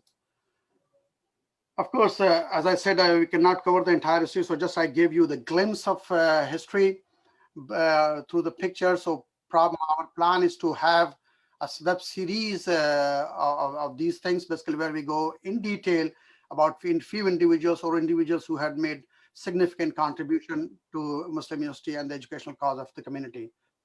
We cannot basically end the story or talk about the story of AMU, history of AMU, without talking about Numaish. So we all have fond memories of Numaish, and we all know how we enjoyed every moment of Numaish. We used to go regularly. Of course, those days, 3 people on one bike just to save a few bucks, so that we can just put, and at least we used to do like park the cycle to McDonald Hostel a lot and then walk from there. So just to save a few bucks. Anyway, so this is a glimpse of Numaish. You can see nice korma and naan too. And basically, once again, I would like to thank you all for listening patiently basically on this talk. And I'm thankful to Dr. Rafat Hussain to put together this slide for me. And I'm thankful to the learned audience to listen to this. And inshallah, wait for that. We'll put a web series, the entire history of Aligarh. Try to basically as much as possible the history of Muslim University and the Mayo College through pictures on the our web page and YouTube and Facebook. Once again, thank you very much. Thank you, Afzal. आपके अलावा ये कोई और काम नहीं कर सकता था. क्या जबरदस्त नॉलेज है आपकी. थैंक यू रफत भाई और अफजाल, बहुत बहुत शुक्रिया. और हम अब आगे बढ़ते हैं. अगले हमारे मेहमान हैं डॉक्टर हिना नाजली, जो शिकागो से बिलोंग करती हैं. इब्तदाई तालीम पाकिस्तान से हासिल किया. पेशे से वो माहिर माशियात हैं और पाकिस्तान, कनाडा में काम कर चुकी हैं और अमेरिका में भी शिकागो में रहती हैं. इनका ख्वाब था कि अलीगढ़ मुस्लिम यूनिवर्सिटी की वो देखा जाए. देखने का वो बहुत ख्वाहिश थी उनकी, जो उनकी ख्वाहिश पूरी हुई. शादी के बाद जो अपने शौहर डॉक्टर अतीक अहमद साहब के साथ वो जा चुकी हैं. आजकल वो अलीगढ़ अलमनाई एसोसिएशन ग्रेटर और शिकागो की सेक्रेटरी हैं.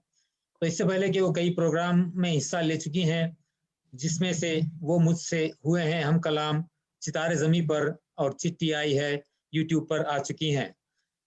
आज यहाँ वो खत लेकर आई हैं हमें बताने के लिए कि ये खत में पैगाम किसका है. तो आज हम इनका इस्तकबाल करते हैं इस खता के साथ. वो आए होने हम सबसे हम कलाम, मुंतज़िर हैं हम भी होने इनसे हम कलाम. बन के आई सितारा ज़मीं पर चिट्ठी लेकर, खुशामदीद नवाजिश मेहरबानी कहते हैं हम सलाम. जनाब मोहतरमा डॉक्टर हिना नाजली साहिबा. शुक्रिया भाई. आप सबको, सारे सुनने वालों और देखने वालों को जो है मेरा सलाम और आदाब. सबसे पहले तो मैं मुबारकबाद पेश करूंगी जनाब शाहिद भाई को और अफजाल भाई को, जिन्होंने इतनी अच्छी प्रेजेंटेशंस दी और जो है हमें टाइम का सफ़र करवाया और हमने बहुत कुछ जो है जाना इनकी प्रेजेंटेशन से। और अब मैं अपनी प्रेजेंटेशन शुरू करती हूँ। ये मेरे पास एक ख़त आया है जिसके मुखातिब वो तमाम लोग हैं जिनका अलीगढ़ तहरीक से कोई ना कोई ताल्लुक़ है, और ख़त सबके नाम है, और ख़त भेजने वाले का नाम सैयद अहमद ख़ान है। मैं आप लोगों के सामने इस ख़त को रीड करूँगी और आप लोग देखिएगा कि क्या इसमें से पैगाम निकलता है। तो शुरू करती हूँ। मेरे प्यारे बच्चों, सदा खुश रहो, शाद रहो, आबाद रहो। मेरा ये ख़त जब तुम्हें मिलेगा तो तुम लोग यूनिवर्सिटी की 7 साला तकरीबात के जश्न में मसरूफ़ होगे। यूनिवर्सिटी सजी हुई होगी, असातिज़ा और तलबा तकरीबात का इनाक़ाद भी कर रहे होंगे और शिरकत भी कर रहे होंगे। तुम सब लोगों को यूनिवर्सिटी का 7 साला जश्न बहुत बहुत मुबारक हो। एक छोटा सा पौधा मैंने लगाया था जो अब घना और सायादार दरख्त बन चुका है, जिसके खुशनुमा फूल सारी दुनिया में खुशबू फैला रहे हैं। 1875 में जब मैंने मदरसातुल उलूम की बुनियाद रखी तो सिर्फ 11 तालिब इल्म थे। गो के 1877 में ये कॉलेज बन गया, मगर लाख कोशिशों के बावजूद मैं इसको यूनिवर्सिटी का दर्जा ना दिला सका। मगर आफरीन है आने वाले इल्म के शहदाइयों पर, जिनकी मेहनत, लगन और कोशिशों से 1920 में यह इदारा यूनिवर्सिटी बन गया। आलिम और काबिल लोगों की सरपरस्ती में ये छोटा सा इदारा 100 साल के अरसे में कहाँ से कहाँ पहुँच गया। कौम के इन सपूतों की कोशिशों और जज्बों को मैं सलाम पेश करता हूँ। इस वक्त मेरी आंखों के सामने एक फिल्म सी चल रही है कि किस तरह मैंने अपने कुछ साथियों के हमरा यूनिवर्सिटी कायम करने का इरादा किया, किस तरह अलीगढ़ का मुकाम मुंतखब हुआ, कैसे ज़मीन हासिल की, कैसे कैसे जतन करके चंदा जमा किया और इमारत को बनवाने का काम शुरू हुआ। गर्ज ये कि 1875 से पहले इस इदारे को कायम करने के लिए जो मेहनत की गई है वो एक लंबी कहानी है, और उसका तस्करा भी शायद किसी दास्तान गोई के प्रोग्राम में बहुत ज़रूरी है। ये भी शुक्र है कि उस ज़माने में इंटरनेट और सोशल मीडिया नहीं था। अगर होता तो फेसबुक पे लोग शेयर कर रहे होते कि अगर आप चाहते हैं यूनिवर्सिटी बने तो लाइक करें। चंदा जमा करने के लिए हमें 1 मिलियन लाइक चाहिए, और लाइक तो शायद बहुत मिल जाते, मगर शायद चंदा ना मिलता। मुझे यकीन है कि इंस्टाग्राम और ट्विटर पे मेरे बहुत फॉलोअर्स होते, मगर शायद साथ चलने वाला कोई ना होता। जब यूनिवर्सिटी बन जाती तो लोग कमेंट करते कि 1 लाइक तो बनता है ना। मैंने अपने पिछले खत में बताया था कि हम लोग कंप्यूटर और इंग्लिश के कोर्सेज कर रहे हैं। अकबर अलाहाबादी हर बात कंप्यूटर की ज़ुबान में करते हैं। सोने के लिए जाते हैं तो शट डाउन हो जाते हैं, और उठते हैं तो बूट हो जाते हैं। किसी से मिलने जाएं तो कहते हैं मैं अपने हाथ से कट होकर आपके यहाँ पेस्ट हो गया हूँ, और जब हम उनको कुछ समझाने की कोशिश करें तो कहते हैं मुझे एडिट करने की तकलीफ ना करें, मैं रीड ओनली हूँ। और अगर किसी काम को उनको कह दें तो कहते हैं सॉरी, ये ऐप मुझ में इंस्टॉल्ड नहीं है।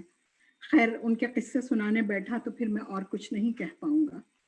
हाँ, तो मैं बता रहा था कि हमें कंप्यूटर के कोर्स में एक असाइनमेंट मिली हुई है। बहुत मुश्किल है, कुछ समझ ही नहीं आ रहा क्या करूं। सोचा कि बाग की सैर कर लूं, तो मैं बाग की सैर को निकला कि दिमाग शायद तरोताज़ा हो और कुछ समझ आने लगे कि रास्ते में गालिब मिल गए। मैंने उनसे असाइनमेंट के बारे में पूछा तो बोले ये न थी हमारी किस्मत के असाइनमेंट तैयार होता, अगर यूं ही पढ़ते रहते तो गालिब बीमार होता। तो मालूम हुआ कि वो तो कोर्स ही ड्रॉप कर चुके हैं। उनसे मायूस होकर मैं आगे बढ़ा तो इकबाल मिल गए, जिन्हें तुम लोग अल्लामा इकबाल कहते हो। बहुत गुस्से में थे, माथे पे तेवरियां चढ़ी हुई थीं, बुड़बुड़ा भी रहे थे। मैंने खैरियत पूछी तो गोया फट पड़े, कहने लगे कि ये वक्त भी देखना था। ऐसे लहक लहक के ढोल बाजों के साथ शिकवा जवाब शिकवा गाया जा रहा है कि मानी और मफहूम तो मौसीकी और नाच में गुम हो गए हैं। क्या मैंने इसी दिन के लिए शायरी की थी? मैंने उनको तसल्ली देने की कोशिश की, मगर बेसूर। बहुत गुस्से में थे वो। मैं मायूस होकर घर लौट आया। बेगम इंतजार कर रही थी। अब तुम लोग पूछोगे, बेगम क्या मुझे हूरें नहीं मिली हुई? भाई, मेरी बात अच्छी तरह से जहन नशीन कर लो कि हूरों के लालच में कभी जन्नत तलब ना करना, बल्कि अपनी बीवियों की कदर करो, क्योंकि यही तुम्हारी जन्नत की हूरें हैं। आजकल सोशल मीडिया हमारे यहाँ भी मकबूल हो रहा है। कुछ दिन पहले हमें मालूम हुआ कि कोई चीज़ जूम आ गई है। हमने पूछा ये क्या है, तो अकबर अलाहाबादी बोले कि असल में ये जू है जिसके आखिर में एम लग गया है और एम से होता है मैं, यानी अगर कोई भी शख्स जू का हिस्सा बन जाए तो उसको जूम कहेंगे। हमने बहुत गौर से इस तशरीह को सुना और यकीन कर लिया। ये तो हमें बहुत बाद में मालूम हुआ कि आजकल जूम ही मिलने जुलने का जरिया है, क्योंकि दुनिया को कोविड-19 ने जकड़ा हुआ है और कोविड-19 में गिरफ्तार होकर लोग धड़ाधड़ तुम्हारी दुनिया से हमारी दुनिया में आ रहे हैं और हमें तो परेशानी लाहक हो गई है कि अगर ये कोविड यहाँ भी फैल गया तो क्या होगा। हमें ये भी पता चला है कि आजकल दुनिया में बहुत सारे काम ऑनलाइन हो रहे हैं, वो मुलाकातें हो कि शादियाँ, खुशी हो कि रंज, दफ्तरी काम हो या पढ़ाई, सब कुछ ऑनलाइन हो गया है। एक तरह से अच्छा ही है, वरना तो कारोबारी जिंदगी बिल्कुल ठप होकर रह जाता। मगर उन तलबा का सोच के परेशानी होती है जिनके पास ऑनलाइन एजुकेशन की सहूलियात हासिल करने की इस्तात नहीं है, उनका तो साल ज़ाया हो सकता है। मगर खुशी इस बात की है कि तुम लोग दुनिया के जिस भी कोने में हो अपना फ़र्ज़ याद रखते हो और गरीब और नादार तलबा की इमदाद के लिए काम करते रहते हो। तालीम के फ़रोग़ के लिए तुम लोगों की खिदमत काबिल कदर हैं। यहाँ मैं एलुमनाई एसोसिएशन शिकागो का बहुत शुक्रगुजार हूँ, जिन्होंने इस मुश्किल वक्त में गरीब और नादार लड़कियों की तालीम जारी रखने के लिए एक बड़ी रकम अलीगढ़ यूनिवर्सिटी के वेमेंस कॉलेज को चंदा की और एक अजीमुशान मिसाल कायम की।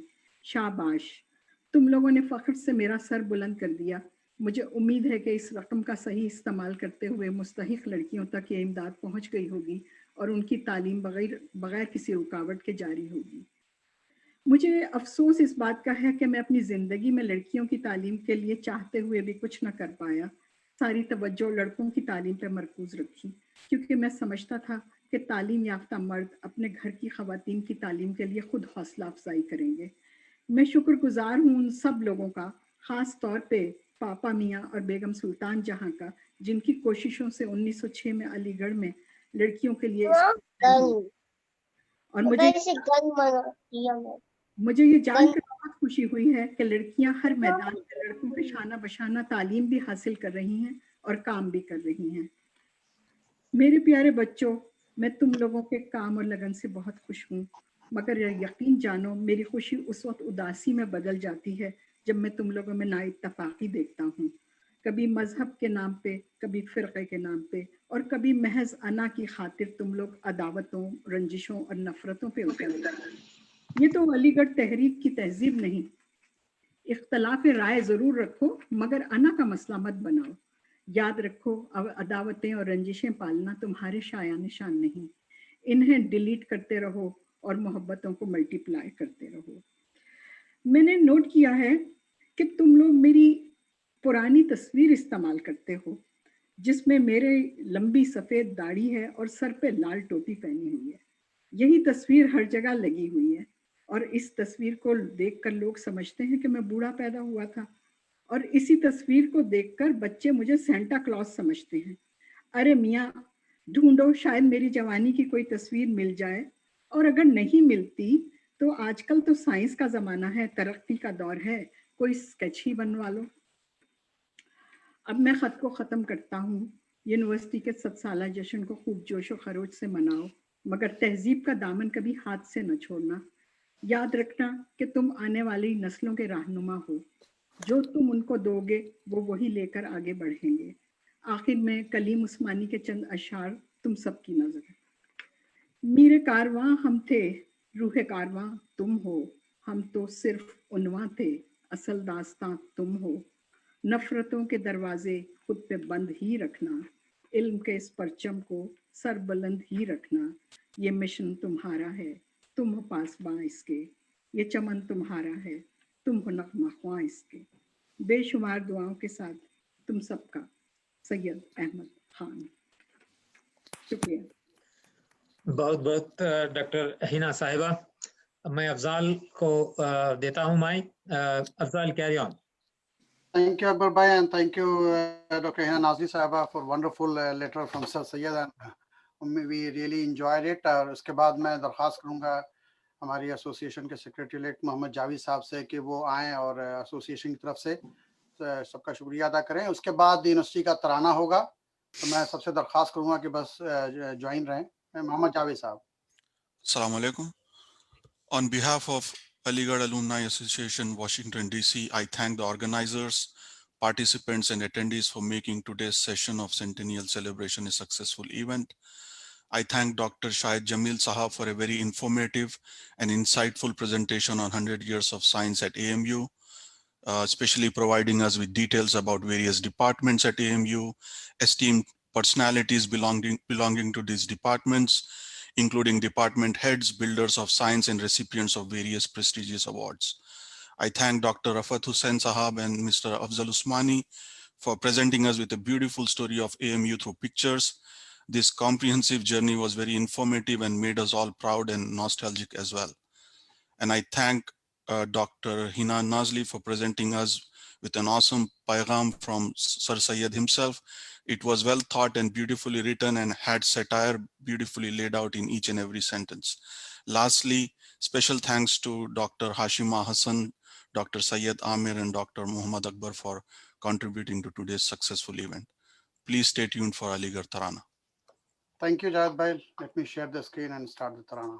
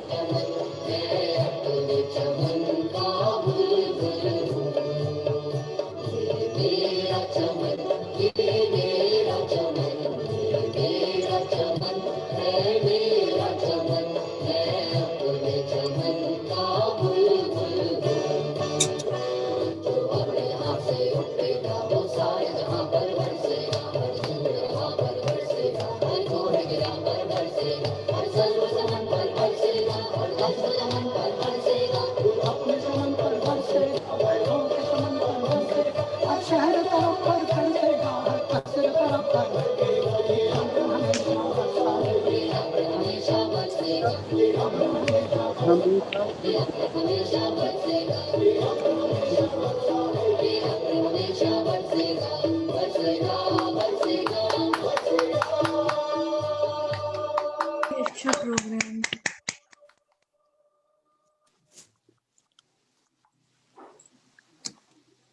बहुत बहुत शुक्रिया आप सभी लोगों के इस प्रोग्राम को ज्वाइन करने का। इंशाल्लाह अगले हफ्ते फिर इसी वक्त मुलाकात होगी आप सभी लोगों से। तब तक के लिए इजाजत दें। बहुत बहुत शुक्रिया। खुदा हाफिज।